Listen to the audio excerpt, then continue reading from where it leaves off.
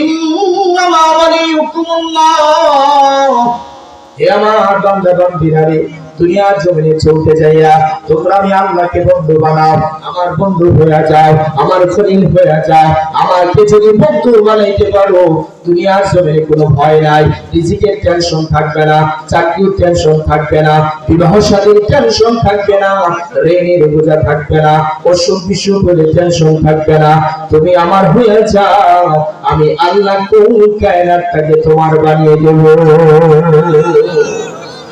এই জন্য বুঝে থাকলে বড় এক নাম্বার আমরা কারে বন্ধু বানাবো? আল্লাহ রাব্বুল আলামিন, যিনি আমাদের খালিক, আমাদের মালিক, আমাদের লালন পালন কর্তা, আমাদেরকে রিজিক দেওয়ালা, যার হুকুমে আমরা বেঁচে আছি, আবার যার কাছে আমরা ফিরে যাব। এক নম্বরে আমরা সে আল্লাহকে বন্ধু বানাবো। কেমনে বন্ধু বানাইবো? ৫ ওয়াক্ত নামাজ সঠিক সময়ে জামাতের সাথে আদায় করব, পর্দার সাথে চলবো, হালাল খানা খাইবো, হারাম থেকে নিজেকে বাঁচাইবো, অন্যায় কাজ করব না, জুলুম করব না, বান্দার হক নষ্ট করব না, রমজানুল মুবারকে রোজা রাখবো। যত রকমের হারাম কাজ পৃথিবীর জমিনে আছে, সব হারাম গুলোকে চাইয়া সমস্ত হালাল আর বৈধ কাজগুলো যদি করতে পারে, আল্লাহকে বান্দা তুমি হালাল পথে চলো, অন্যায় পথকে বর্জন করো, আমি আল্লাহ ওয়াদা করতেছি তোমাকে আমার ওলি আর বন্ধু বানাই তোমার আমি মৃত্যু দেব। এক নম্বরে আল্লাহকে বন্ধু, দুই নম্বরে আল্লাহ বলেন ওয়া রাসূলুহু। আমার গুনাহকে আরম্ভ করে ধরেনা, এক নম্বরে তোমরা আমি আল্লাহকে বন্ধু বানাও, আর দুই নম্বরে তোমরা আমার রাসূল মুহাম্মদুর রাসূলুল্লাহ সাল্লাল্লাহু আলাইহি সাল্লামকে বন্ধু বানাও। সুবহানাল্লাহ। इश्क़ महबूब खुदा जिस दिल में हासिल नहीं, लाखों मोमिन हो मगर ईमान में कामिल नहीं। কেউ যদি মুহাম্মদুর রাসূলুল্লাহ সাল্লাল্লাহু আলাইহি সাল্লামের আদর্শকে যদি নিজের জীবনে বাস্তবায়িত না করে, আল্লাহ রাসূলের সুন্নাত যদি তার মাথায় না থাকে, রাসূলের সুন্নতের দাড়ি যদি তার মাথায় না থাকে, রাসূলের সুন্নতের লম্বা জামা যদি তার কাছে না থাকে, রাসূলের সুন্নতের খানা যদি সে না খায়, রাসূলের সুন্নতের ব্যবসা তরিকা যদি ব্যবসা না করে, রাসূলের সুন্নতের গায়ে কারবার যদি না করে, যতক্ষণ পর্যন্ত বিশ্বনবীর সুন্নাত আপনার আমার শরীরের মধ্যে ফিটিং না করবে, হাজার লক্ষ কোটি বার নিজেকে ইমানদার দাবি করলো, আল্লাহর কসম কোনদিন আমি বিশ্বনবীর শাফায়াত পাইতে পারি না। কথা বলুন ঠিক কিনা? আসলে কঠিন ময়দানে মুহাম্মদুর রাসূলুল্লাহ সাল্লাল্লাহু আলাইহি সাল্লামের শাফায়াত আর রাসূলের সুপারিশ যদি আপনি চান, তাহলে রাসূলের সুন্নাত ছাইরা না ধইরা, কথা কই না, নবীজির সুন্নাতকে বাদ দিয়া না সুন্নাতকে আদায় কইরা। আজকে আমাদের মুসলমান যুবক যুবতীদের হইল কি, আজকে মদিনাওয়ালার আদর্শ আমাদের ভালো লাগে না, বিশ্বনবীর সুন্নাত আমাদের কাছে ভালো লাগে না, ওই ইউরোপ আমেরিকার কৃষ্টি কালচার তাহজিব তাওয়াক্কুল আমাদের যুবকদের বড় পছন্দ। কথা বলেন ঠিক কিনা? আজকের মুসলমান যুবক দেখলে বোঝা যায় না সে কি আসলে মুসলিম না গায়রে মুসলিম চিনার কোনো উপায় নাই। দেখবেন এখনকার যুবকেরা ওই বিদাতীয় পশ্চিমা বিশ্বের কালচারের চুলের স্টাইলের কাটিং দেয়। কথা বলেন ঠিক কিনা? কুল্লুক ভাল্লুকের মতো চুলের কাটিং দেয়, এরপরে সাইডে দিয়ে আবার কেমন যেন তিনটা এখন টান দিয়ে রেখে দেয়, একদিকটা সাদা, একদিকটা লাল, আর একদিকটা হলুদ, বিভিন্ন রকমের কালারের স্টাইলের চুলের কাটিং দেয়। একটারে জিজ্ঞাসা করে মাথাটা কুফিয়ে ঘুমাইছিলে, মনে হচ্ছে তোর চুলগুলি ইন্দুরে গাইতে রয়েছে, তোর হুজুর ইন্দুরে কাটে না, এটার নাম হলো ফ্যাশন। কথা কয় আছে না নাই? উল্লুক ভাল্লুকের মতো চুলের স্টাইল দেয়।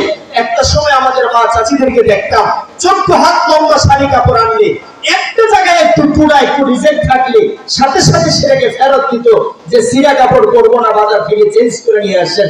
আর এখনকার যুবক যুবতীরা দেখবেন 5,000, 7,000, 10,000 টাকা দিয়া বাজার থেকে সিরা কাপড় কিনা তারপরে গায়ে দেয়। কথা বলে না? আপনাদের দেশে মনে জীবনেরই দেখছেন না? হ্যাঁ, এখন সিরা কাপড় কিনা জায়গায় জায়গায় তালি দেওয়া, জায়গায় জায়গায় সিরা। এটা কি মুহাম্মদুর রাসূলুল্লাহর আদর্শ? এটা কি আবু বকর সিদ্দিকের আদর্শ? এটা হযরত ওমরের আদর্শ? হ্যাঁ মুসলমান ভাইরা আমার, এটা সেই মেসি, রোনালদো, কাকা, ইউরোপ আমেরিকার অমুক নায়ক গায়ক খেলোয়াড় তাদেরকে তুমি ফলো করলা, অথচ যারা তোমার আমার মুসলমানের রক্তে বলি ফেলতেছে, হাজার হাজার লক্ষ মুসলমানদেরকে মাটির সাথে ধূলিসাৎ করতেছে, যারা ফিলিস্তিনের পরে বর্তমানে লেবাননের মুসলিমদের রক্ত দিয়ে যারা বলি ফেলতেছে, তুমি কি না সেই বিজাতীয় সংস্কৃতিকে গ্রহণ করেছো? আর তুমি নিজেকে দাবি করো বিশ্বনবীর উম্মত। আল্লাহর কসম, যতক্ষণ পর্যন্ত মদিনার আদর্শ তোমার আমার ভিতরে বাস্তবায়িত না করতে পারবো, একটা উম্মতকে রাসূল হাসরের ময়দানে সুপারিশ করবেন না। কথা বলুন ঠিক না বলছে? রাসূলের আদর্শ পেতে হলে বিজাতীয় সংস্কৃতি গ্রহণ করা যাবে না। রাসূলের আদর্শের সুপারিশ পেতে হলে নবী মুহাম্মদুর রাসূলুল্লাহ সাল্লাল্লাহু আলাইহি সাল্লামের আদর্শ মতে জীবন পরিচালনা করতে হবে। রাসূলের সুন্নাত মতে নিজের জীবন পরিচালনা করতে হবে। রাসূলের আদর্শের দাড়ি নিয়েই কবরে যাইতে হবে। আমাদের অনেক মুসলমান ভাইরা এখনো আছেন, না বুঝার কারণে স্ত্রী পছন্দ করে না, কয় ভাই দাড়িটা রাখেন না কেন? কয় হুজুর আপনার ভাবি এটা পছন্দ করে না, এই জন্য রাখতে পারি না।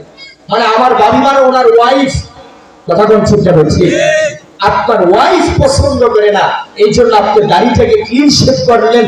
আমি একটু আপনার কাছে জানতে চাই, আজকে এই উধুনিয়ার এই ভাদ্রার মুসলমানরা যদি মরে যান, আগামীকাল সকালে কবরস্থানে আপনাকে দাফন করা হয়, তো আপনার প্রিয়তমা স্ত্রীটা আপনার সাথে কয় বছর জন্য থাকবে?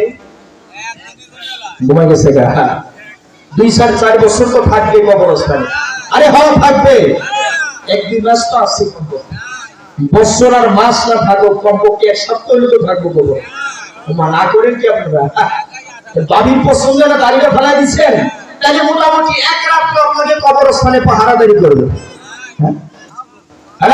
মুসলমান ভাইরা আমার, সুন্দরী প্রিয়তমা স্ত্রীর ভালোবাসার জন্য রাসূলের আদর্শকে জলাঞ্জলি দিলাম, নবীজির কলিজায় আঘাত দিলাম। আল্লাহ রাসূল বলেন যে আমার দাড়ি ক্লিন শেভ করে সে কেমন যেন আমি বিশ্ব নবীর কলিজার মধ্যে ক্লিন শেভ করলো। নাউজুবিল্লাহ। আসলে নিকট ঠিক না গেলে নবীজি সুপারিশ করবেন না। মুসলমান যুবক, তুমি যে প্রিয়তমা স্ত্রীর জন্য তাকে লাভ করতে চাই এত তাড়াতাড়ি ফেলাইলাম, একটু মাথার সাথে বালিশের সাথে মাথাটা লাগায় চিন্তা করে দেখো, যার জন্য জীবন যৌবন সব কিছু তুমি বিসর্জন দিয়েছো, আজকে রাত্রে যদি বন্ধু তুমি মরিয়া যাও, আমি যদি মরিয়া যাই, তোমার আমার স্ত্রী আমার সাথে কবরের জগতে 1 রাত্র থাকবে দূরের কথা, যে স্ত্রী স্বামীর সাথে 60 বছর পর্যন্ত একই বিছানায় সংসার করলো, স্বামী মারা যাওয়ার সাথে সাথে চতুর্দিকে ফোন লাগায় আর কয় কে আসো গো, জলদি করে আসো, আমার স্বামী মারা গেছে, আমার ভয় লাগতেছে, আমি একা একা এই ঘরে আর থাকতে পারবো না। কথা বলুন ঠিক না? তাড়াতাড়ি আসো, আমার ভয় লাগতেছে, আমি কলিজা ফেলে মরে যাইবো, এই লাশ আমার ঘরের ভিতরে, আমি এখানে একা থাকতে পারবো না, আসো তোমরা পাহারাদারি করো। এই মুসলমান যুবক, কারে সন্তুষ্ট করতে গিয়া মদিনাওয়ালার নবীজির কলিজায় প্রত্যেক সপ্তাহে ফুল দিয়া তুমি আঘাত করলা, তোমার বউ দেখি মরার সাথে সাথে পাড়াপড়শিদেরকে ডাইকে আনে আর কই এই লাশের সাথে থাকতে পারবো না, আমার ভয় লাগতেছে, ডর লাগতেছে, তাড়াতাড়ি আসো, এই লাশ ঘর থেকে বাহির করো, আমি এই ঘরে একা একা থাকতে পারবো না। কথা বলি ঠিক না বলছি? তাহলে কারে তুমি সন্তুষ্ট করতে গিয়া রাসূলকে অসন্তুষ্ট করলা? একটু চিন্তা ভাবনা করে দেখো, যিনি তোমার হাসরের ময়দানে সুপারিশ হবেন, কান্ডারি হবেন, উম্মতি উম্মতি বলবে, আদম আলাইহিস সালাম বলবেন ইয়া নাফসি, মুসা আলাইহিস সালাম বলবেন ইয়া নাফসি, ইব্রাহিম আলাইহিস সালাম বলবেন ইয়া নাফসি ইয়া নাফসি, নূহ আলাইহিস সালাম বলবেন ইয়া নাফসি ইয়া নাফসি, ইউসুফ আলাইহিস সালাম বলবেন ইয়া নাফসি ইয়া নাফসি, সুলাইমান পয়গম্বর বলবেন ইয়া নাফসি ইয়া নাফসি, ঈসা রূহুল্লাহ বলবেন ইয়া নাফসি ইয়া নাফসি। আর আমার প্রাণের নবীজি বলেন সেই বুখারীর বর্ণনায়, একমাত্র আমি হাসরের ময়দানে বলবো আল্লাহুম্মা উম্মতি, আল্লাহুম্মা উম্মতি, আল্লাহ সমস্ত নবীরাই তো বলছেন আমাকে বাঁচান, আমাকে বাঁচান, আর আমার রাসূল বলবেন আল্লাহ তুমি আমার এই গুনাহগার উম্মতকে বাঁচান, উম্মতকে বাঁচান। সুবহানাল্লাহ। এমন প্রাণের নবীর আদর্শ আজকে আমাদের কাছে ভালো লাগে না। আমাদের ছেলে মেয়েগুলো ছিঁড়া ফাড়া কাপড় গায়ে দেয়, ওই পশ্চিমা কৃষ্টি কালচার স্টাইলের চুলের কাটিং দেয়। আমাদের যুবতী বোনের আজকে তাদের সেই জি বাংলা, জি সিনেমা, স্টার জলসা, পাখি নাটক, বিভিন্ন সিরিয়া দেখে দেখে হিন্দুস্তানের তাদের স্টাইলের জামা কাপড় পরিধান করে রাস্তা দিয়ে ঘুরে বেড়ায়। হায় আফসোস, আমরা কবে মুসলমান হব, কবে রাসূলের আদর্শের উম্মত হব? এই জন্য আসেন আল্লাহর করে আমরা রাসূলকে বন্ধু বানাই।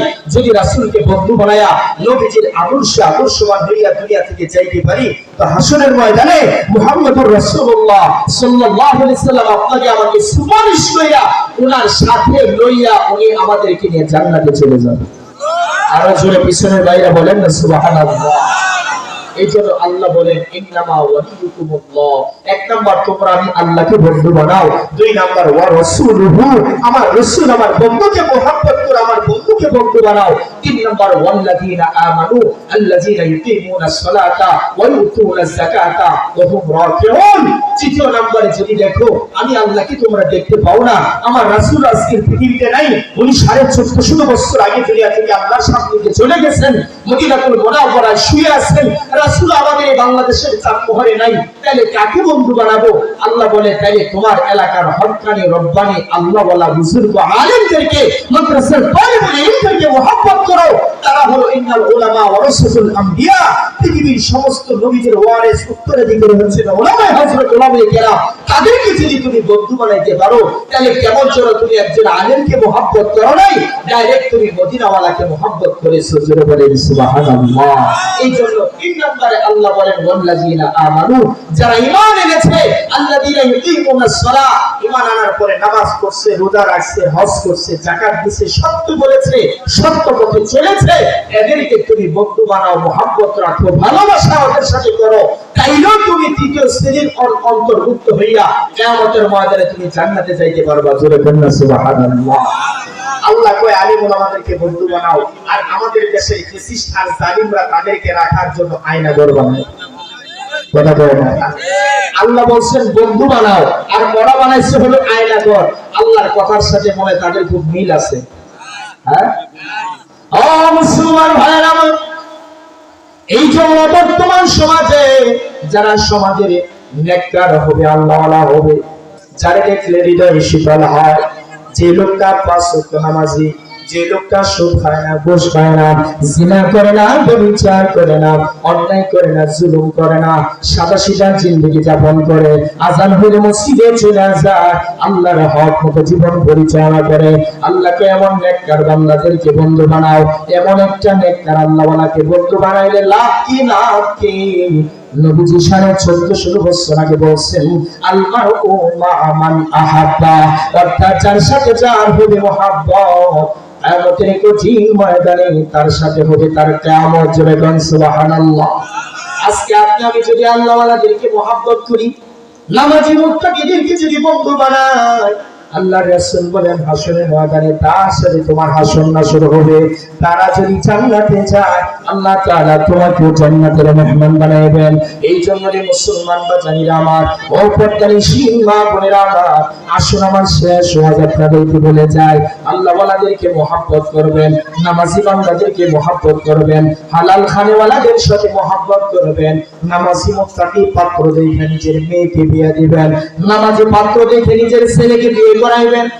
মুসলমান, আজকের সমাজে দেখা হয় মেয়ের বাবার টাকা আছে কিনা, মেয়েটা নাচতে পারে কিনা, গাইতে পারে কিনা, সুন্দরী আছে কিনা, কথা বলেন ঠিক কিনা? আর আমরা শুধু অবস্থায় দেখতাম কোন মেয়েকে বিয়ে করতে গেলে দেখতো মেয়েটা কোরআন শরীফ কয় খতম দিছে, কথা ঠিক কিনা, কোরআন পড়তে জানে কিনা, নামাজ পড়তে পারে কিনা, ওযু গোসল ঠিক মতো আদায় করতে জানে কিনা। আগেকার জামানার মধ্যে এগুলো দেখা হইতো। এখন দেখে মেয়েটা সুন্দরী কিনা, মেয়ের বাবার কুচি কুচি টাকা আছে কিনা, তারপরে যৌতুকের টাকা দিয়ে নিজের একটা মোটরসাইকেল পাওয়া যাবে কিনা, কথা বলুন ঠিক কিনা? মুসলমান শুকর গুসকুর দেখে না, সমাজের এক নম্বরের শুধু পুরের সাথে বন্ধুত্ব করে, আত্মীয় করে, বিয়াই বানায় নেয়। আল্লাহ কয় না, সমাজের শুকরের সাথে বন্ধুত্ব করা যাবে না। ছেলে মেয়ে বিয়ে শাদী দেওয়ার সময় দেখতে হবে মেয়ের বাবা ছেলের বাবা সুদ খায় কিনা, ঘুষ খায় কিনা, জুলুম করে কিনা। কারণ এমন পাপিষ্টের সাথে বন্ধুত্ব করা যাবে না, আত্মীয় করা যাবে না। কারণ তুমি যদি হারামখোরের সাথে সম্পর্ক করো, সেদিন বেশি দূরে নয় ওই হারামখোর তোমাকে হারামখোর বানায় ছাড়বে। কথা বলেন ঠিক কিনা? আল্লামা ফরিদুদ্দীন আকবর রাহমাতুল্লাহ আলাইহি বলেন, তোমরা কি বোঝো না কেউ যদি একটা আতরের ঘরের ভিতরে ঢুকে, যেখানে আতর বিক্রি হয়, শরীরের মধ্যে আতর লাগায় নাই, 2-4 মিনিট আতরের দোকানের ভিতরে দাঁড়ায় বের হয়ে আসে রেখে 2-4-5 ঘন্টা পর্যন্ত আপনার শরীরের মধ্যে আতরের গান করবে। কথা বলেন ঠিক কিনা? আর কেউ যদি ধোপার ঘরে যায়, কামারের ঘরে, যেখানে ফুটকুর ফুটকুর করে সারাদিন আগুন দিয়া ধোয়া দিয়া দাও সুরি পাতি এইগুলো বানানো হয়, ওখান থেকে বের হয়ে দেখবেন আপনার শরীরের মধ্যে ওই ধোয়ার গন্ধ আছে। কথা বলেন ঠিক না বলছি? আতরের দোকানে গেছেন, আতর লাগাইতে হয় নাই, আপনার শরীরে অটোমেটিক আতরের সুগন্ধ চলে আসছে। ধোপার করে গেছেন, কামারের করে গেছেন, ওই ধোয়া অটোমেটিক যদি আপনার শরীরে লাগা যায়, রাসূল বলে বান্দারে ও আমার উম্মত, নেককারদের সাথে যদি বন্ধুত্ব করতে পারো, তুমি নেককার না হইলেও হাসরের ময়দানে ওই নেককার আল্লাহওয়ালাদের সহবতে আল্লাহ তোমাকে তাদের সাথে জান্নাত দিয়ে দিবে। এই জন্য 3 নম্বরে আল্লাহ বলেন ওয়াল্লাযিনা আমানু, যারা ঈমানদার, ইয়াকিমুনাস সালাহ, নামাজ পড়ে, ওয়ায়ুতুনাজ যাকাত, যাকাত দেয়, ওয়া হুম রাকিউন, তারা নম্র ভদ্র হয়, মানুষের সাথে আচার আচরণ করে ভালো করে, এমন নেককার পরহেজগারদেরকে বন্ধু বানায়ো, তাহলে তোমার লস হবে না, লাভ হবে। কারণ আল্লাহ ওয়ালাদের সাথে বন্ধুত্ব করলে তোমার ঠিকানা আল্লাহর জান্নাত হবে। আর এর বিপরীত যদি সমাজের ফাসিক ফুজ্জার, শত্রুর মুশরিক জালিমকে যদি তুমি বন্ধু বানাও, জালিম নেতাকে যদি তোমার নেতা বানাও, মনে রাখো ওই নেতার ঠিকানা যেখানে হবে তোমার খেতার ঠিকানাও সেখানেই হবে। কথা ঠিকটা বলছি? এই জন্য কোন জালিমকে বন্ধু বানানো যাবে না, কোন ফাসিক ফুজ্জারকে বন্ধু বানানো যাবে না। আল্লাহ ওয়ালা নেককারকে যদি আমরা বন্ধু বানাইতে পারি, তো আল্লাহ সূরাতুল মায়েদার 55 নম্বর আয়াত আল্লাহ বলেন তোমার ঠিকানাও সেখানে হবে, নেককার আল্লাহ ওয়ালাদের ঠিকানা যেখানে হবে। জোরে বলেন সুবহানাল্লাহ। এই জন্য নেককার আল্লাহ ওয়ালাদেরকে বন্ধু বানাইতে প্রস্তুত আছেন তো? ইনশাআল্লাহ। কারা কারা প্রস্তুত আছেন আল্লাহকে দুটি হাত তুলে দেখায় বিল্লাহি তাকবীর, নারায়ে তাকবীর। আল্লাহ তুমি আমাদেরকে মৃত্যু পর্যন্ত আল্লাহ ওয়ালাদের বন্ধু হিসেবে থাকার তৌফিক দান করুন।